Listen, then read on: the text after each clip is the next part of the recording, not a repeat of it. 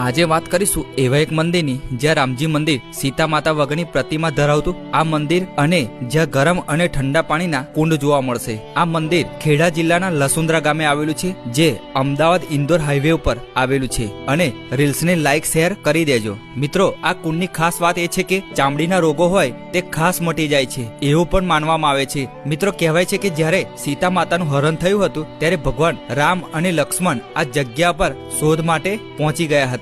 અહીંયા એક ઋષિનો આશ્રમ પણ હતો અને એ ઋષિના શરીર ઉપર ઘણા બધા કોડનો રોગ હતો અને એ ઋષિએ ભગવાન રામચંદ્રને પ્રાર્થના કરી, હે પ્રભુ, તમે મારા રોગનું નિવારણ કરો। ત્યારે ભગવાન રામચંદ્રએ જમીનમાં બાણ મારીને ગરમ અને ઠંડા પાણીની ધારા પ્રગટ કરી હતી। તેની અંદર ઋષિએ સ્નાન કર્યું, ત્યારબાદ રોગનું નિવારણ થયું હતું અને અહીંયા 5 રવિવાર સ્નાન કરવાથી કોઈને કોડ હોય, કરોડિયા હોય, ગરમી હોય, ચામડીના તમામ રોગો હોય તમારી શ્રદ્ધાથી મટી શકે છે એવી માન્યતા સાથે લોકો આવે છે।